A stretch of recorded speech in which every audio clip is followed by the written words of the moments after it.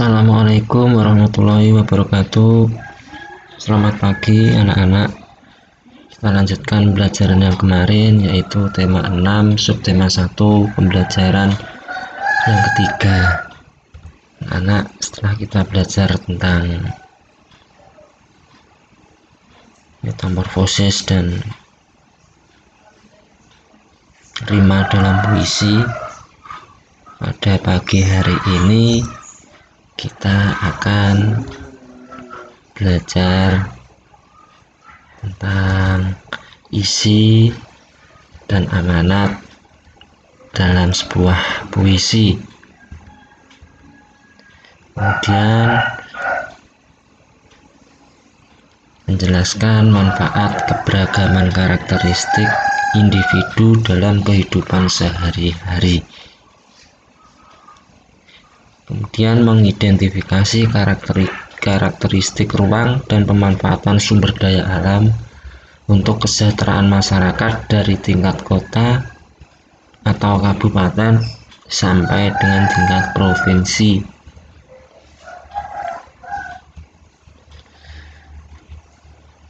Itu ada percakapan antara anak dengan cucu. Dari pertemuan sebelumnya, kamu sudah tahu apa yang dimaksud dengan puisi. Apa itu puisi? Puisi adalah bentuk karya sastra yang terikat oleh irama, rima yang kita pelajari kemarin, dan penyusunan bait dan baris yang bahasanya terlihat indah dan penuh makna. Itu namanya puisi. Puisi itu juga mempunyai amanat dan isi. Amanat itu apa? Isi juga apa?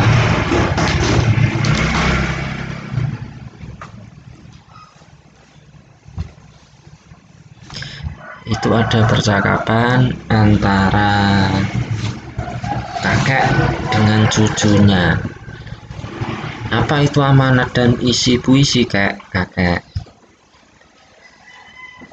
Amanat itu adalah pesan yang terkandung dalam puisi. Amanat adalah pesan yang terkandung dalam puisi.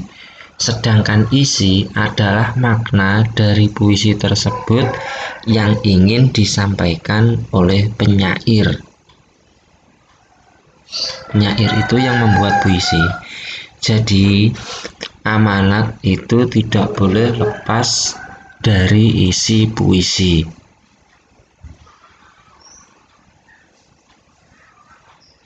Dengarkan puisi di bawah ini ya, cucu.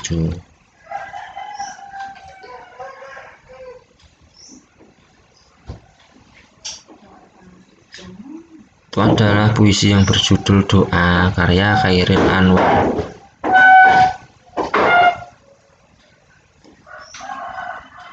Kepada pemeluk teguh, Tuhanku, dalam termangu, aku masih menyebut namamu. Biar susah sungguh mengingat kau penuh seluruh jayamu panas suci. Tinggal kedip gelis di kelam sunyi. Tuhanku, aku ingin aku hilang bentuk remuk. Tuhanku, aku mengembara di negeri asing. Tuhanku, di pintumu aku mengetuk.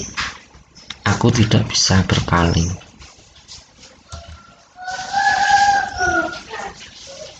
Itu adalah puisi yang mempunyai judul, ciptaannya siapa, temanya apa, isinya juga apa. Judulnya yaitu Doa, karya Chairil Anwar. Temanya adalah agama. Isinya seorang yang berdoa, memohon ampun kepada Tuhannya. Kemudian amanatnya apa? Amanat puisi itu antara lain, yang pertama, manusia sering berbuat dosa dalam hidupnya. Oleh karena itu, hendaknya manusia harus bertobat dan kembali ke jalan Tuhan. kedua, amanat yang kedua, Tuhan selalu menerima manusia yang bertobat. 3. Tobat adalah jalan menuju kebaikan dan meminta ampunan pada Tuhan. 4. Jangan menutup diri terhadap pengampunan Tuhan, sebab hanya dengan ampunannya hidup kita dapat menjadi lebih baik. Bapak. Itu adalah doa, puisi berjudul doa, karya Chairil Anwar, temanya agama, isinya seorang yang berdoa memohon ampun kepada Tuhan.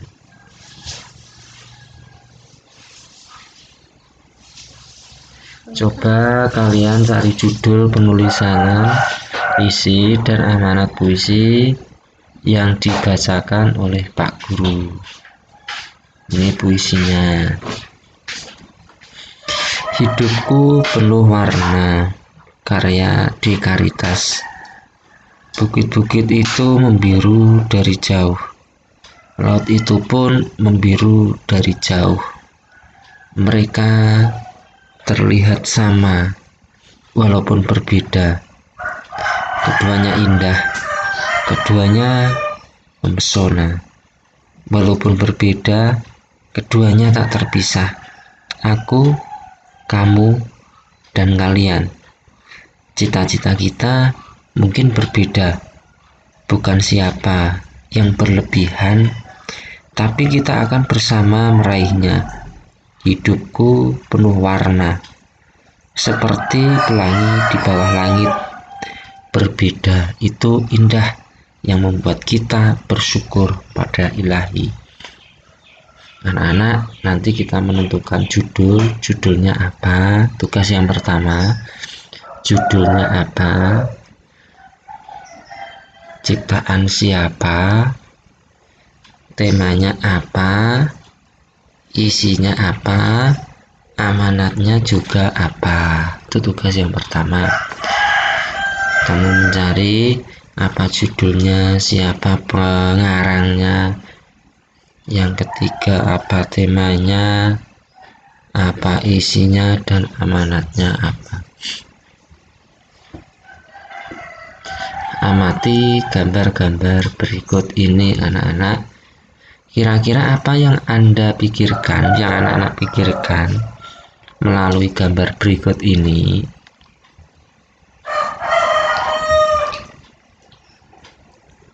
Itu ada 3 gambar. Gambar yang pertama yaitu perbedaan agama. Di semester 1 kita sudah belajar keragaman agama dalam agama yang ada di Indonesia, Islam, Kristen, Katolik, Hindu, Buddha, dan Konghucu. Kita sudah pelajari tentang kitabnya, kita sudah pelajari tempat ibadahnya, kemudian keragaman suku juga kita pelajari. Ada Papua, Bali, Jawa, ada Sumatera, ada Dayak, ada Madura, sudah kita pelajari. Kemudian permainan tradisional juga kita sudah pelajari di semester 1. Itu merupakan keragaman agama yang ada di Indonesia. Anak-anak, itu adalah keragaman yang ada di Indonesia, yaitu keragaman itu dibagi menjadi 4. Yang pertama, keragaman di sekolah, ketika kita di sekolah. Yang kedua, ketika kita di sekolah itu terdiri dari keragaman yang ada, yaitu terdiri dari tinggi badan berbeda, jenis rambut, warna kulit, kecerdasan, keterampilan, mata pelajaran, jenis kelamin juga berbeda. Itu manfaatnya apa? Saling menghargai, saling mengenal, dan saling tolong menolong. Keragaman yang ada di sekolah. Kemudian keragaman yang ada di rumah. Di rumah pun juga beragam. Warna kulitnya berbeda, bapak, ibu, dan anak. Tinggi badannya juga berbeda. Jenis kelaminnya ada yang laki-laki, ada yang perempuan. Peranan di rumah juga berbeda. Ibu tugasnya sebagai pengurus rumah tangga, sedangkan bapak mencari nafkah. Anak tugasnya membantu ibu dan bapak ketika di rumah. Hak dan kewajiban pun juga berbeda. Ada hak seorang ibu, hak seorang bapak, hak seorang anak. kewajiban. Hak itu sesuatu yang harus kita terima, sedangkan kewajiban itu adalah sesuatu yang harus kita laksanakan.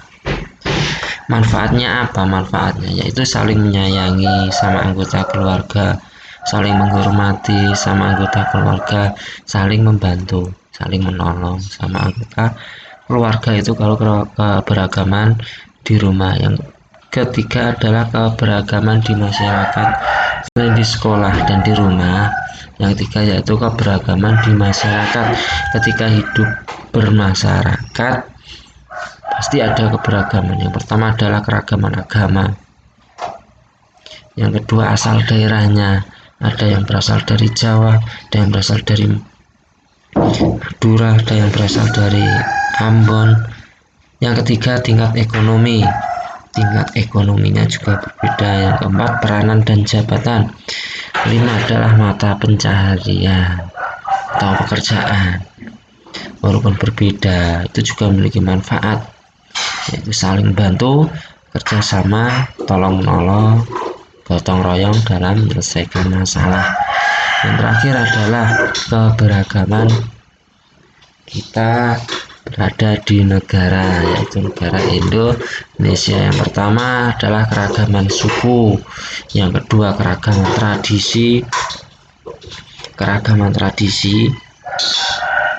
yang ketiga keragaman bahasa, empat keragaman agama, dan kelima adalah keragaman makanan.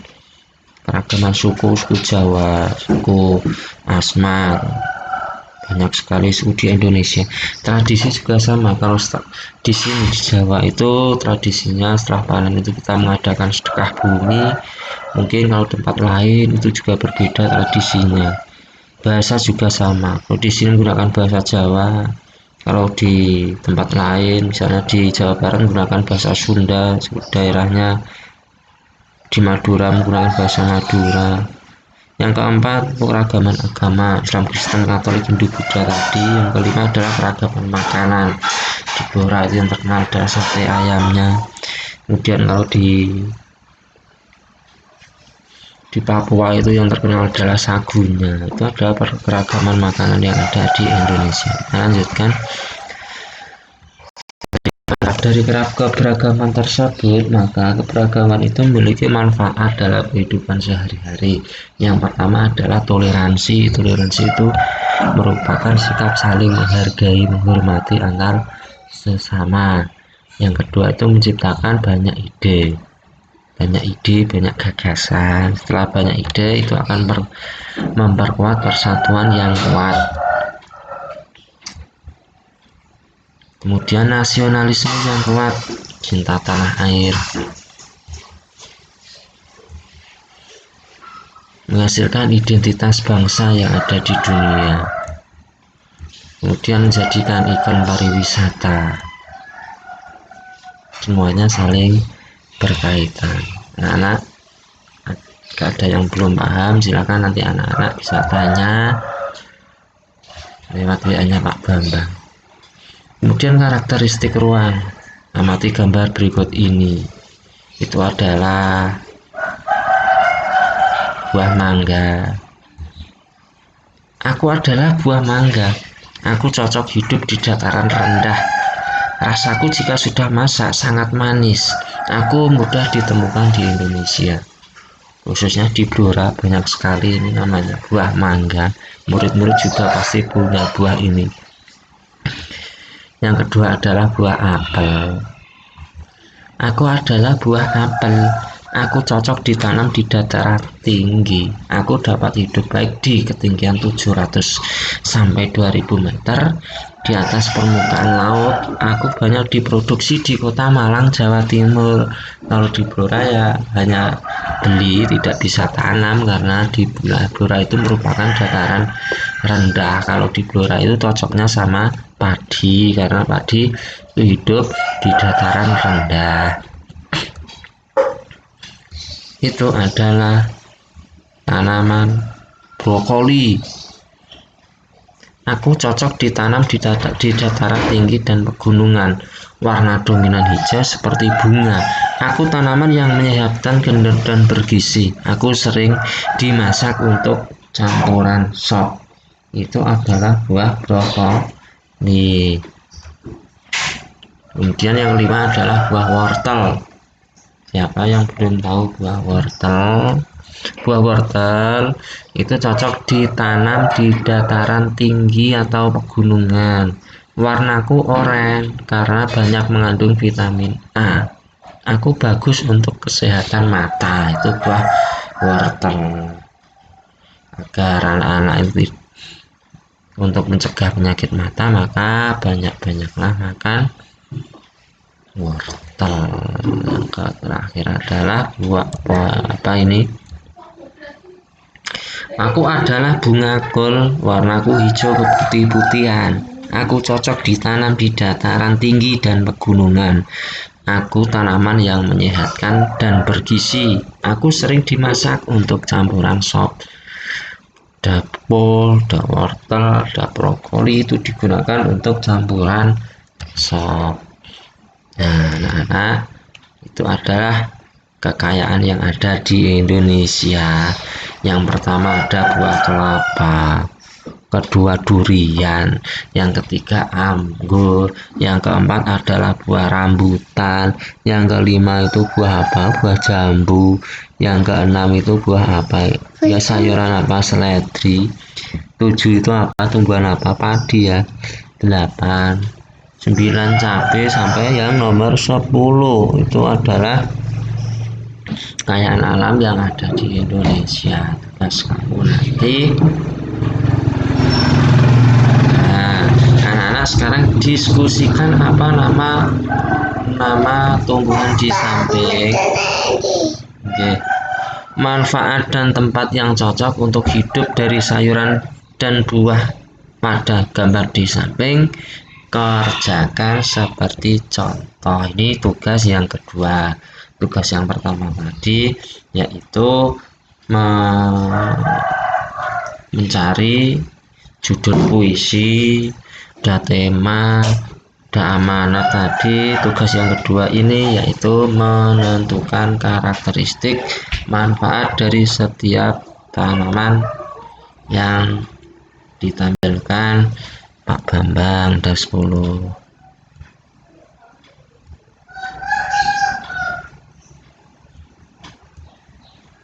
Selain pertanian, masyarakat Indonesia juga banyak bermata pencarian sebagai peternak atau peternakan, antara lain ada yang beternak sebagai apa? Ternak ayam, peternak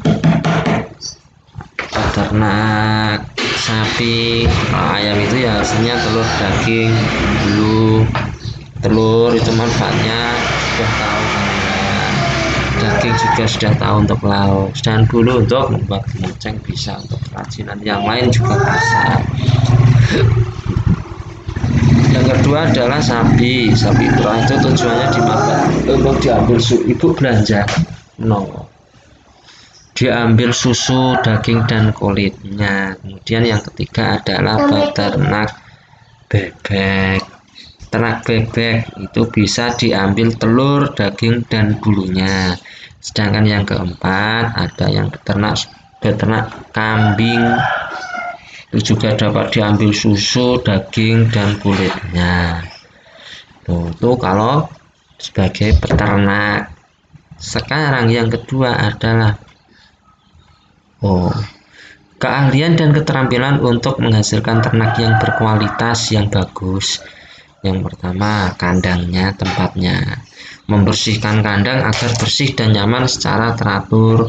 Kamu punya hewan peliharaan berupa ayam, sapi, kambing, itu kamu harus bersihkan kandangnya agar nyaman. Yang kedua, cara merawat yaitu memberi makan minum yang sehat dan teratur. Itu adalah keterampilan yang kamu punya jika kamu ingin menjadi peternak. Yang ketiga adalah memberi vaksin dan mengobati jika sakit. Nek loro ditambahno, nek loro Kalau sakit dibelikan obat.